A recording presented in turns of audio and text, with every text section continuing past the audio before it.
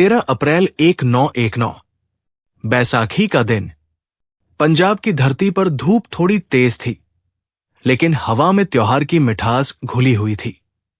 अमृतसर की गलियों में लोग नए कपड़े पहने परिवार के साथ मुस्कुराते हुए निकल रहे थे। किसी को अंदाजा भी नहीं था कि ये दिन इतिहास का सबसे काला पन्ना बन जाएगा। उस समय भारत अंग्रेजी हुकूमत के अधीन था। कुछ ही समय पहले अंग्रेज सरकार ने एक कानून लागू किया था, जिसे रॉलेट एक्ट कहा गया। इस कानून के तहत बिना किसी सुनवाई के किसी को भी जेल में डाला जा सकता था।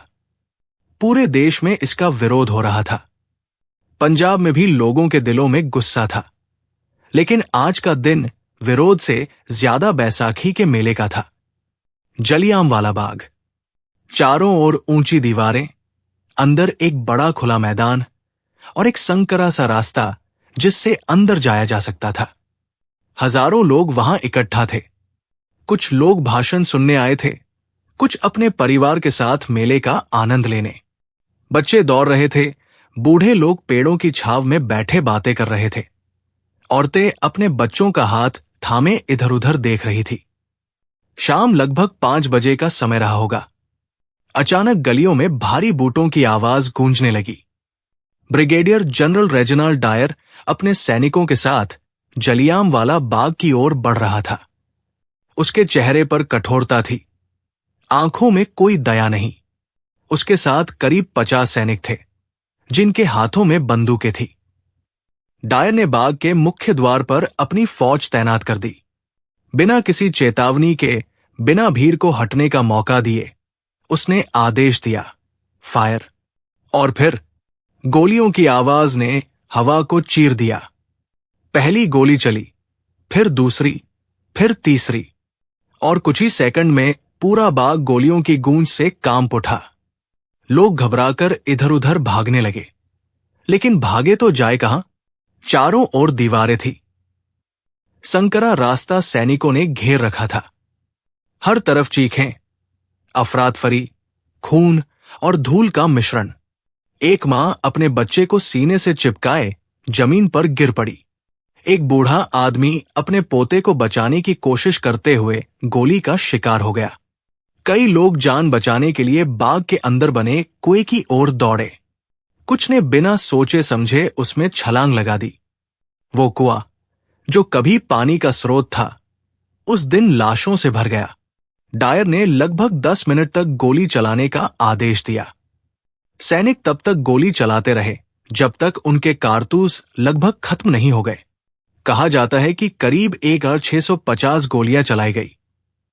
जब गोलियां थम गई, तब बाग में सन्नाटा था, लेकिन वो सन्नाटा मौत का था। सैकड़ों लोग जमीन पर पड़े थे। कई घायल तड़प रहे थे। कोई पानी मांग रहा था, कोई अपने परिवार को पुकार रहा था।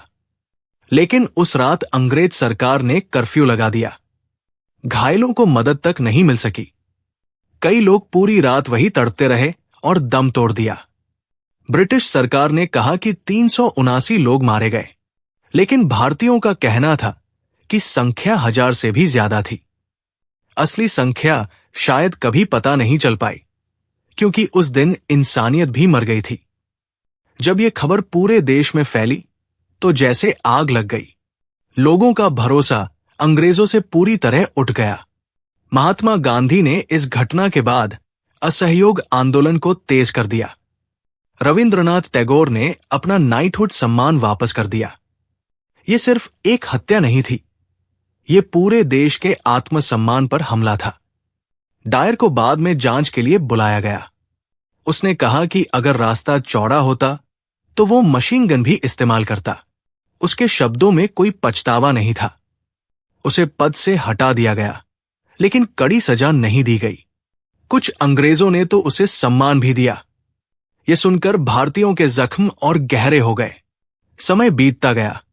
भारत की आजादी की लड़ाई और तेज होती गई, लेकिन जलियांवाला बाग का वो दिन लोगों के दिलों में हमेशा के लिए बस गया।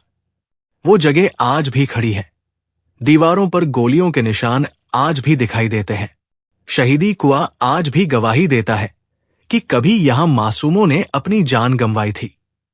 जब भी कोई उस बाग में जाता है तो हवा में एक अजीब सा सन्नाटा महसूस होता है, जैसे दीवारें अब भी उस दिन की चीखें सुन रही हों, जैसे जमीन अब भी उन कदमों की आहट पहचानती हो जो आखिरी बार वहां दौड़े थे। जलियांवाला बाग हमें सिर्फ इतिहास नहीं बताता, वो हमें चेतावनी भी देता है कि जब सत्ता अंधी हो जाती है तो इंसानियत कुचल दी जाती है। लेकिन वही घटना ये भी सिखाती है कि अत्याचार जितना बढ़ता है, प्रतिरोध उतना ही मजबूत होता है। उस दिन अमृतसर में खून बहा था, लेकिन उसी खून ने आजादी की मशाल को और तेज कर दिया। शायद यही कारण है कि 13 अप्रैल 1919 सिर्फ एक तारीख नहीं है, वो एक याद है, एक दर्द है, एक संकल्प है। और जब भी हम आजादी की हवा में सांस लेते हैं तो कहीं न कहीं उस हवा में जलियांवाला बाग के शहीदों की कुर्बानी की खुशबू भी घुली होती है। शाम उतर चुकी थी, सूरज ढल गया था, लेकिन जलियांवाला बाग की मिट्टी अब भी गर्म थी, खून से, बारूद से और उस दर्द से जिसे शब्दों में बांध पाना मुश्किल है। अमृतसर की गलियों में अजीब सन्नाटा था। जिन घरों से सुबह हंसी की आवाज आई थी, वहां अब रोने की चीखें गूंज रही थी। कोई पिता घर नहीं लौटा, कोई बेटा लापता था, कोई मां अपने बच्चे को ढूंढते ढूंढते बेहोश हो गई थी।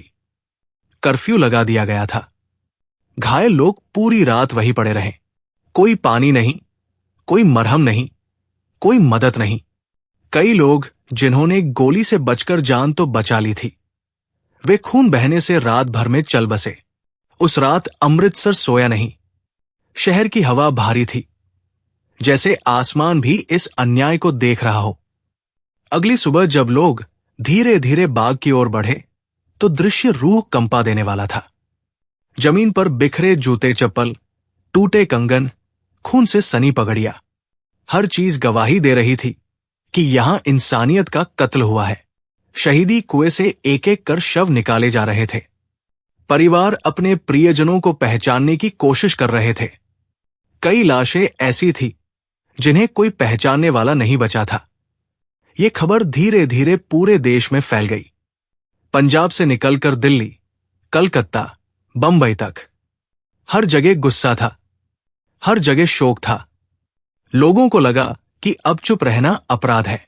अंग्रेजी सरकार के प्रति जो थोड़ा बहुत भरोसा बचा था, वो भी टूट गया। महात्मा गांधी, जो पहले अंग्रेजों से सुधार की उम्मीद रखते थे, अब पूरी तरह समझ चुके थे कि ये सत्ता न्याय नहीं करेगी। उन्होंने कहा, अब सहयोग नहीं, अब असहयोग होगा।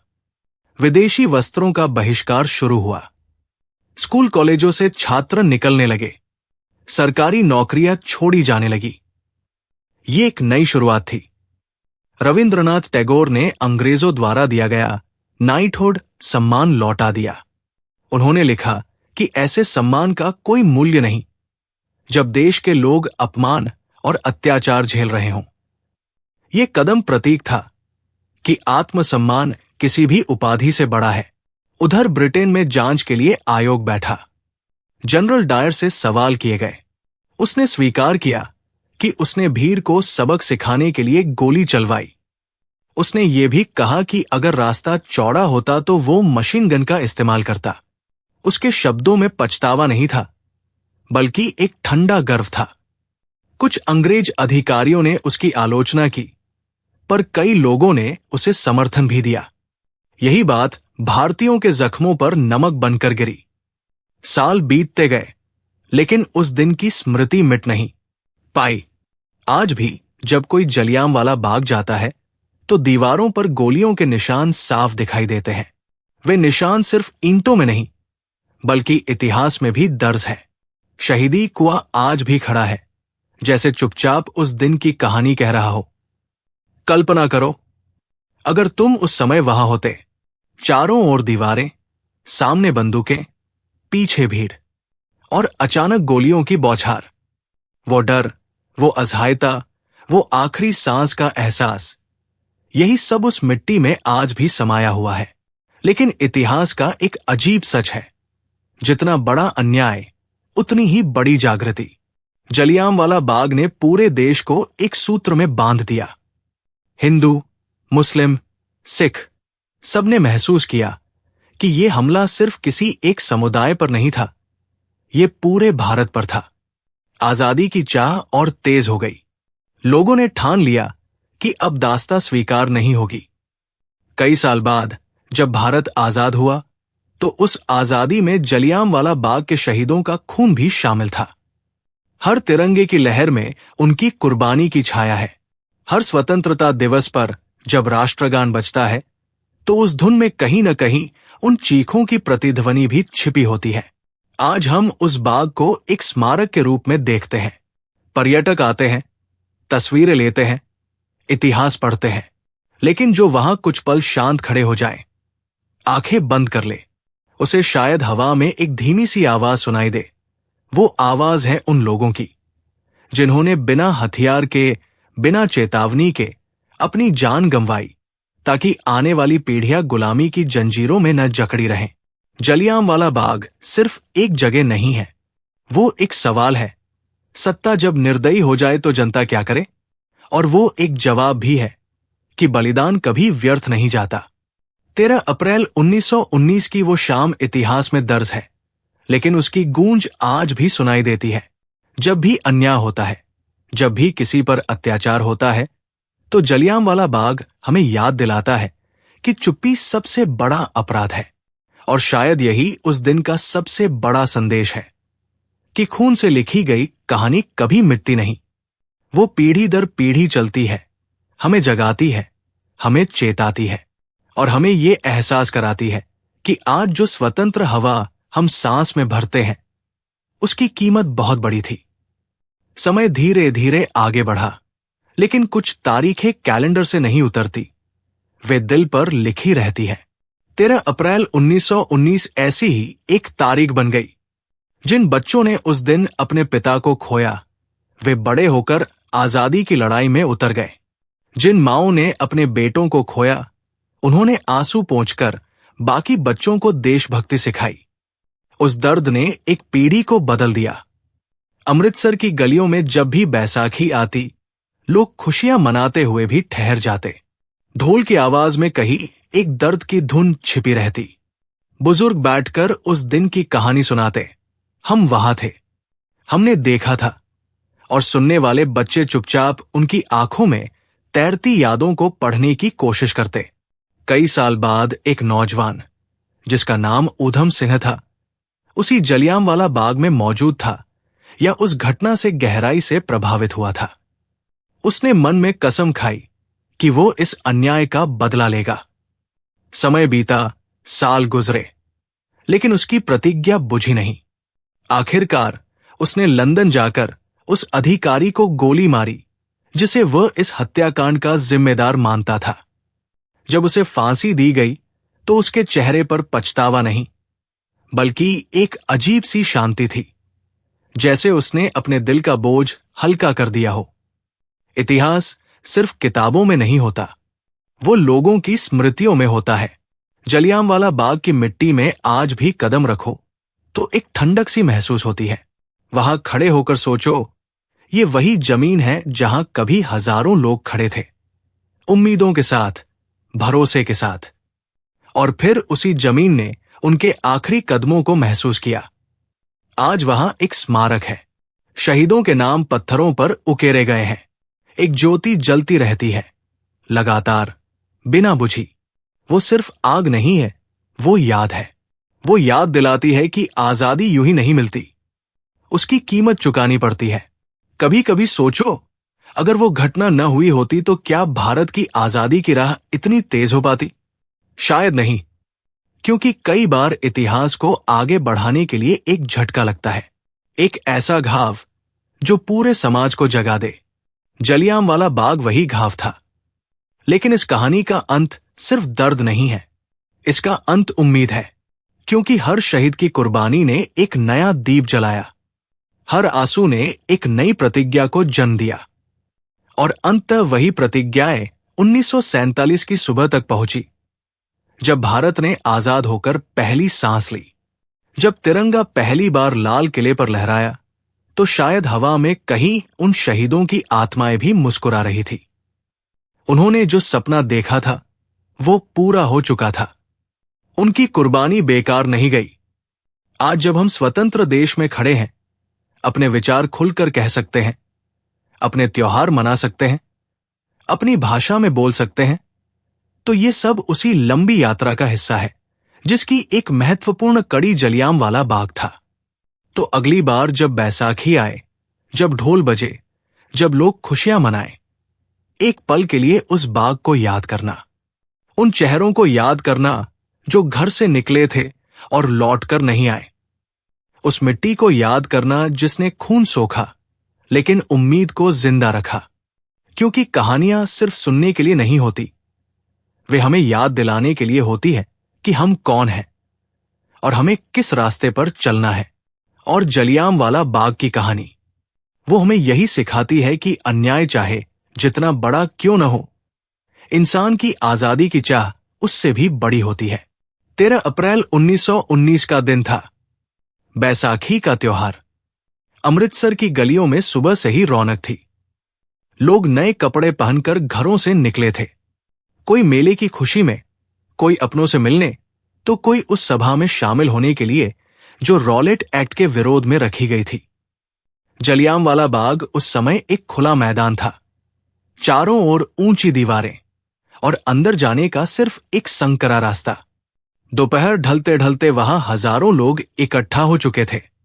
कुछ लोग जमीन पर बैठकर भाषण सुन रहे थे, कुछ परिवार पेड़ों की छाया में आराम कर रहे थे। बच्चों की आवाजें, बातचीत की हल्की गूंज और त्योहार की सादगी, सब कुछ सामान्य लग रहा था। किसी को अंदाजा नहीं था कि अगले कुछ मिनट इतिहास बदल देंगे। शाम करीब 5 बजे अचानक भारी बूटों की आवाज सुनाई दी। ब्रिगेडियर जनरल रेजिनाल्ड डायर लगभग 50 सैनिकों के साथ बाग के मुख्य प्रवेश द्वार पर पहुंचा। सैनिकों के हाथों में बंदूकें थी। बिना भीड़ को चेतावनी दिए, बिना लोगों को तितर बितर होने का मौका दिए,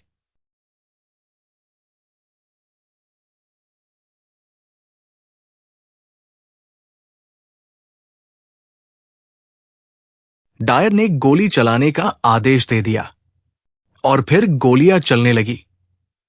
पहले कुछ सेकंड लोगों को समझ ही नहीं आया कि क्या हो रहा है, लेकिन जब लोग गिरने लगे, खून बहने लगा, तब अफरातफरी मच गई। लोग भागने लगे, पर भागने का रास्ता नहीं था। चारों तरफ दीवारें थी और बाहर निकलने का रास्ता सैनिकों ने घेर रखा था। गोलियां लगातार चलती रहीं। चीखें, रोना, भगदड़, पूरा मैदान भय और दर्द से भर गया। कई लोग जान बचाने के लिए बाग के अंदर बने कुएं की ओर दौड़े। घबराहट में दर्जनों लोग उस कुएं में कूद गए। कुछ गोली लगने से गिरे, कुछ भगदड़ में कुचल गए। सैनिक करीब 10 मिनट तक गोली चलाते रहे। जब तक कारतूस लगभग खत्म नहीं हो गए, तब तक फायरिंग जारी रही। जब गोलियां थमी, तब मैदान में सन्नाटा छा गया। ऐसा सन्नाटा जिसमें करहाने की आवाजें थी। सैकड़ों लोग जमीन पर पड़े थे, कई घायल तड़प रहे थे। उस शाम जलियांवाला बाग में जो हुआ, वो सिर्फ गोलीबारी नहीं थी, वो निर्दोष और निहत्थे लोगों पर किया गया क्रूर हमला था, जिसने पूरे देश को झकझोर दिया। 1919 में ब्रिटिश सरकार ने रॉलेट एक्ट लागू किया। ये कानून